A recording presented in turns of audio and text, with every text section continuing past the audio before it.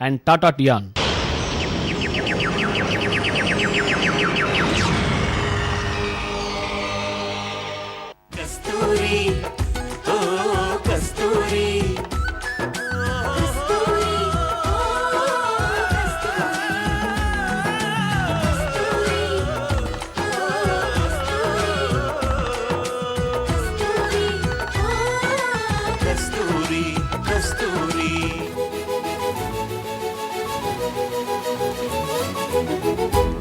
பட்டாம் பூச்சியை போல் பூவின் மீது நடப்பவளே, மஞ்சத்தாலி கண்ணில் ஒத்தி நெஞ்சுக்குள்ளே மறைத்தவளே,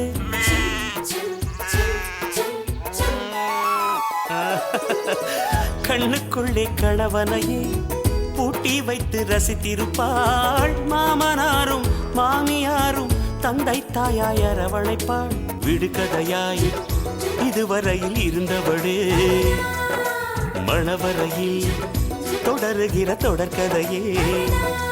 ஒரு பெண்ணுக்குண்டான குணமெல்லாம் அப்போதும் இப்போதும் எப்போதும் கொண்டாடி கஸ்தூரி, ஓ கஸ்தூரி.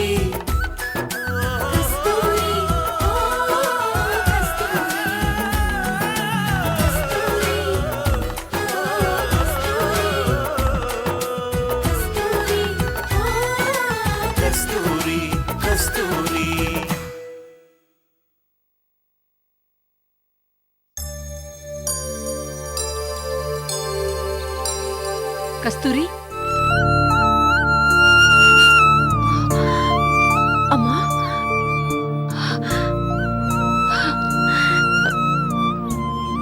அம்மா, என்னம்மா ஆச்சரியமா இருக்கு? நீங்க எப்படிம்மா இங்க வந்தீங்க? உன்னை தேடிதான் வீட்டுக்கு போனேம்மா. நீ கோயிலுக்கு போயிருக்கிறத உங்க அப்பா சொன்னாரு. அதான் உன்னை இங்கேயே பார்க்கலான்னு வந்தேன். சரி வாங்கம்மா, நம்ம வீட்டுக்கு போலாம். பரவாயில்லம்மா, நான் இங்கேயே உன்னை பார்த்துட்டேனே. கஸ்தூரி, என்ன மன்னிச்சிருமா. அம்மா, என்னம்மா இது? ஏன் இப்படி எல்லாம் பேசுறீங்க? நான் மன்னிக்கிற அளவுக்கு நீங்க என்னம்மா தப்பு பண்ணீங்க? என் பொண்ணு ரேகாவை நீதான் கொலை பண்ணேன்னு என்ன நம்ப வச்சுட்டாங்க. நம்பினது ஏன் தப்பு தானே கஸ்தூரி? நீங்களா என்ன சந்தேகப்படல, நீங்க நம்புற மாதிரி அவங்க பண்ணிட்டாங்க. அதுக்கு நீங்க என்னம்மா பண்ணுவீங்க? என்னம்மா பண்றது? எங்க தலையெழுத்து. ராமுவை பத்தி என் வீட்டுக்காரர் முன்னாடியே கரெக்டா புரிஞ்சுக்கிட்டாரு. அதான் அவனை கழுத்தை பிடிச்சு வெளியே தள்ளினாரு. அவன் குணம் தெரிஞ்சு நாங்க தான் இறக்கப்பட்டு அவனை வீட்டுக்குள்ள சேர்த்தோம். அவனை வீட்டுல வச்சிருந்தா அது ரேகா உயிருக்கே ஆபத்தா போயிடும்னு அவருக்கு முன்னாடியே தெரிஞ்சிருக்கு. நாங்க தான் அதை புரிஞ்சுக்காம போயிட்டோம். என் பொண்ணு புருஷன் ரெண்டு பேரையுமே கொலை பண்ணிட்டானே அந்த பாவி. கடைசி வரைக்கும் நான் அவனை நம்பிட்டேன் கஸ்தூரி. அதான் நான் பண்ண தப்பு. அவன் பண்ண தப்புக்கு உன்ன போய் சந்தேகப்பட்டுட்டேன். மனசு கேட்கல கஸ்தூரி. அதான் உன்னை நேர்ல பார்த்து மன்னிப்பு கேட்கணும்னு வந்திருக்கேன். என்னம்மா இத போய் நீங்க பெருசா எடுத்துக்கிட்டு? யாரா இருந்தாலும் மனசு ஒண்ணுதானே. இந்த காலத்துல தப்பு பண்ணவங்களை திட்டினாலே கோவிச்சுக்கிறாங்க. எந்த தப்பும் பண்ணாத ஒண்ணு போய்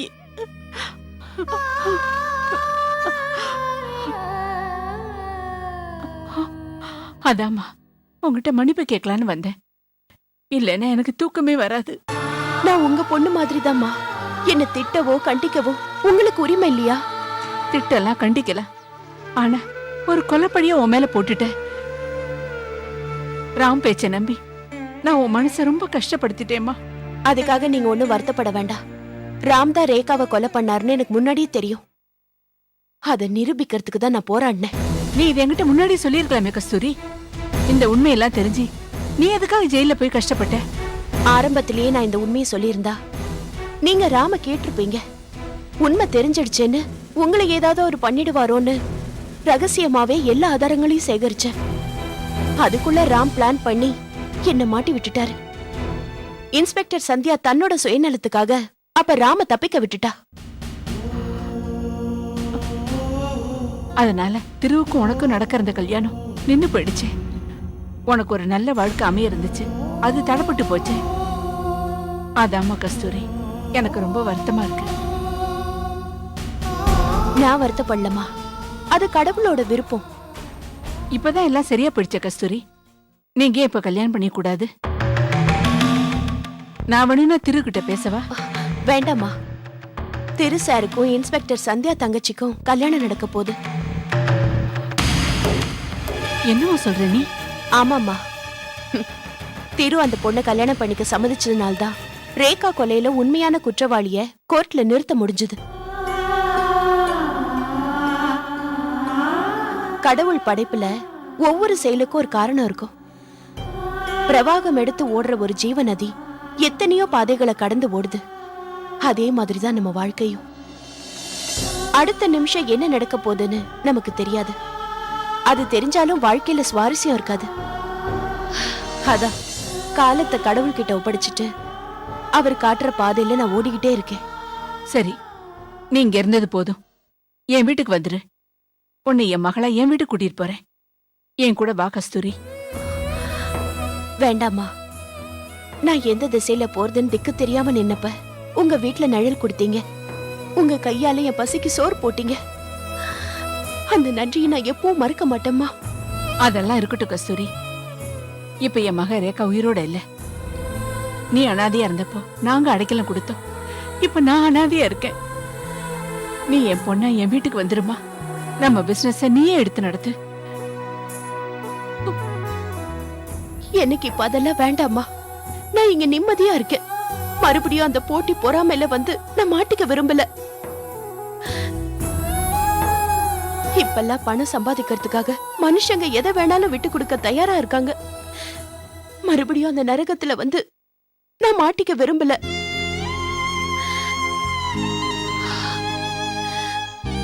புத்தர் சொன்ன மாதிரி ஆசைகளை திறந்து நான் இப்ப உட்கார்ந்திருக்கேன். இந்த நிம்மதி எனக்கு போதுமா. கஸ்தூரி, இப்ப நீ வர வேண்டாம். உனக்கு எப்ப தோணுதோ அப்ப என் வீட்டுக்கு வா. நீ வர நாள நான் எதிர்பார்த்துக்கிட்டே இருப்பேம்மா. வரேன்.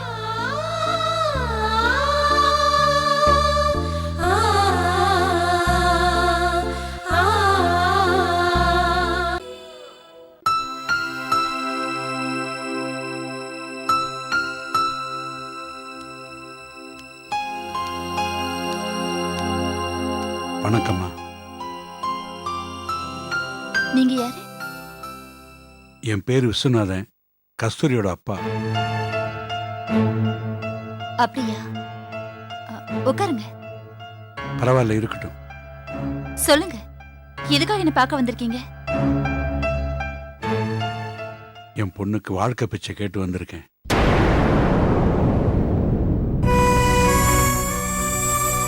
கஸ்தூரிக்கும் திருவுக்கும் நடக்க இருந்த கல்யாணம் கடைசி நேரத்தில் நின்று போச்சு.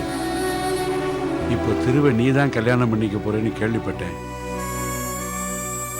இந்த பாருமா, என் பொண்ணு வாழ்க்கையில எதையுமே அனுபவிக்கல. திருவை கல்யாணம் பண்ணிக்க கூட அவளா விரும்பல.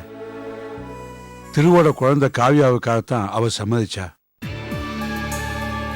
வெள்ளை காகிதம் மாதிரி இருந்த கஸ்தூரி மனசுல நாங்க தான் கல்யாண ஆசையை ஏற்படுத்தணும். அந்த கல்யாணம் நின்று போனதிலிருந்து என் பொண்ணு மனசளவுல ரொம்ப நொந்து போயிட்டா. இந்த கல்யாணத்தை தடுக்கிறதுக்காக என் பொண்ணு மேல அநியாயமா கொலைப்பழி போட்டாங்க. இப்பதான் அவன் மேல தப்பு இல்லைன்னு தெரிஞ்சு வெளியில விட்டுருக்காங்க. இதுக்கெல்லாம் யார் காரணம்னு உனக்கே தெரியும். இப்ப கஸ்தூரியை என் ஊருக்கே கூட்டு போயிட்டம்மா. அவ என் கூட தான் இருக்கா. என் பொண்ணுக்கு நாங்கெல்லாம் ஆசைப்பட்ட மாதிரி ஒரு நல்ல வாழ்க்கை கிடைக்கணுமேன்னு தான் உன்னை தேடி வந்தேன். நான் உன்னை பார்க்க வந்தது கூட அவளுக்கு தெரியாது. தெரிஞ்சிருந்தா போக வேண்டாம்னு சொல்லியிருப்பா. கஸ்தூரிக்கு முதல் கல்யாண வாழ்க்கை சரியா அமையலம்மா. முதல்லயே திரு மாதிரி ஒரு பையன் கிடைச்சிருந்தா அவ வாழ்க்கை நல்லா இருந்திருக்கும். கல்யாணம்லாம் சொர்க்கத்தை நிச்சயிக்கப்படுதுன்னு சொல்லுவாங்க. சில பேருக்கு அது சொர்க்கமா அமையுது, சில பேருக்கு நரகமாயிடுது.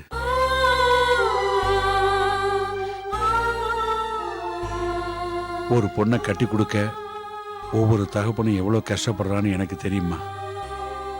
அதுக்கு பிறகு அந்த பொண்ணுக்கு அமைஞ்ச வாழ்க்கை சரியில்லாம போயிட்டா பெற்றவங்க காலம் பூரா அழுதுகிட்டு இருக்க வேண்டியதான். அது ஒரு பெரிய தண்டனம்மா. அப்படி ஒரு கஷ்டம் எந்த தாய் தகப்பனுக்கும் வரக்கூடாதுன்னு வேண்டிக்கிறேன். கஸ்தூரி சின்ன வயசுலயே தாயை இழந்தவ. அப்படிப்பட்ட பொண்ணு மேல அவ புருஷன் கொஞ்சம் பாசம் காட்டியிருந்தா கூட பெத்த தாய்க்கு மேல அவங்கிட்ட பாசத்தை காட்டியிருப்பா. பாவி பய என் பொண்ணை காலம்புறா அழ வச்சு அதுல சந்தோஷப்பட்டான். என் பொண்ணை ஒரு நாள் கூட அவன் நிம்மதியா வாழ விடலம்மா. எப்படி அதுக்காகத்தான் உன்னை தேடி வந்தேம்மா. சாட்சிக்காரன் காலில் விடுறத விட சண்டைக்காரன் காலில் விடுறது நல்லதுன்னு சொல்லுவாங்க. அதுதான் என் பொண்ணோட வாழ்க்கைக்காக உன்னை தேடி வந்தேம்மா. அவ எல்லாத்தையும் விட்டு கொடுத்துட்டு ஒன்றும் இல்லாம இருக்கா. என் பொண்ணை திரு கூட நீ தான் சேர்த்து வைக்கணும். நின்று போன கல்யாணத்தை நீ தான் நடத்தி வைக்கணும். என் பொண்ணு கஸ்தூரி விட நீ சின்னவளா தான் இருப்பேன்னு நினைக்கிறேன். இதை உன் காலா நினைச்சு கேட்கிறம்மா. என் பொண்ணுக்கு ஒரு வாழ்க்கை கொடுமா.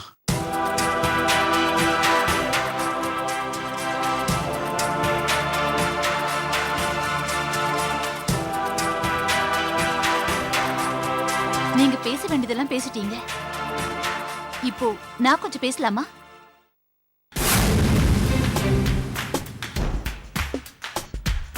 பணமா பொருளை விட்டு கொடுத்துடலாம்.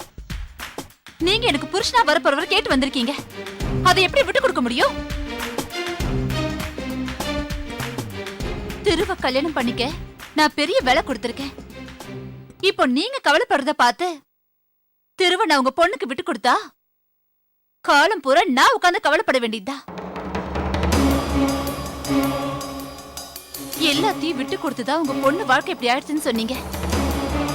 இப்ப இவ்வளவு பெரிய விஷயத்தை விட்டு கொடுத்து என்னையும் உங்க பொண்ணு மாதிரி ஆக சொல்றீங்களா?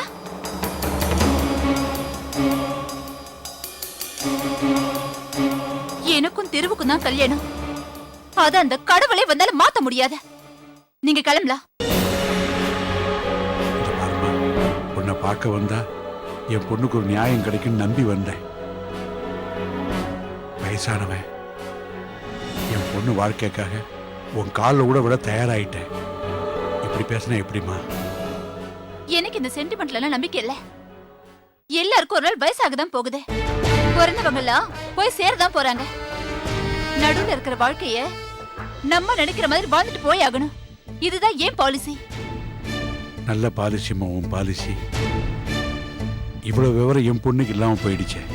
இருந்திருந்தா இவ்வளவு கஷ்டம் வந்திருக்காதோ என்னமோ. இந்த பாருமா, இப்ப நீ சொல்றதெல்லாம் என் பொண்ணோட வாழ்க்கையே இருக்கு. கடைசியா என்ன சொல்ற சொல்லுமா. சொல்றதுக்கு என்ன இருக்கு? ஊர்ல எத்தனையோ ஆம்பளைங்க இருக்காங்க. அவங்கள யாராவது ஒருத்தர் பார்த்து உங்க பொண்ணு கல்யாணம் பண்ணி வைங்க. ஏன் கோட்டாவளை ஏன் கை வைக்கிறீங்க?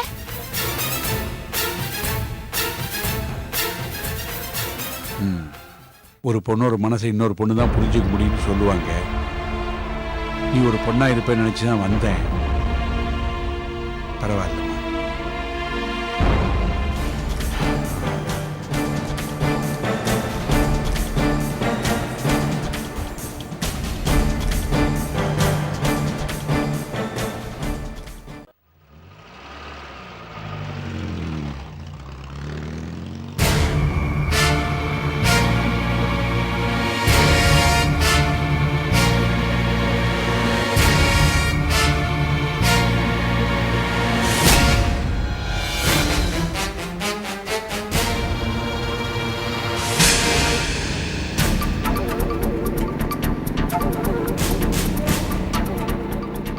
சார் அர்ஜென்ட்டா யூரின் போகணும் சார். சும்மா உட்காரியா? ப்ளீஸ் சார், முடியல சார், ப்ளீஸ். என்னையா இவனோட சார்? என்ன அவசரமா யூரின் வருதான் சார் இந்த கைதிக்கு? யோ இரியா, கோர்ட்லயே பாத்துக்கலாம். ப்ளீஸ் சார், அர்ஜென்ட்டா வருது சார். டிரைவர் ஜீப் ஓரமா நிப்பாட்டு.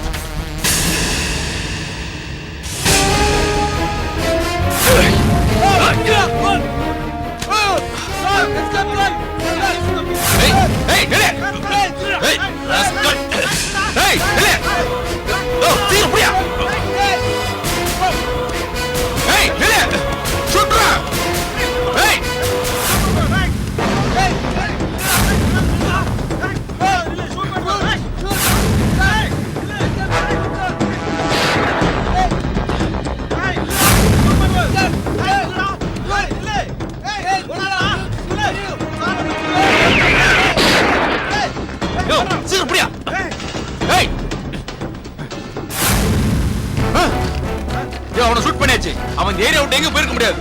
ரவுண்ட் அப் பண்ணீங்க. குயிக்.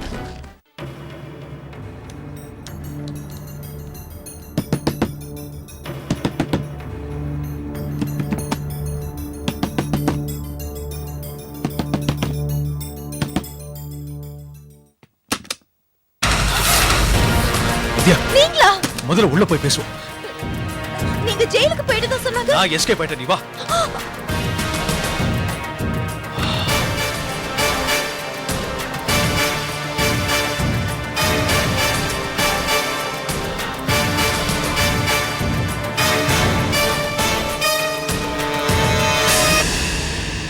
வித்யா, நான் உனக்காக தான் தப்பிச்சு வந்தேன். வா, நம்ம கல்யாணம் பண்ணிட்டு எங்கேயாவது போயிடுவோம்.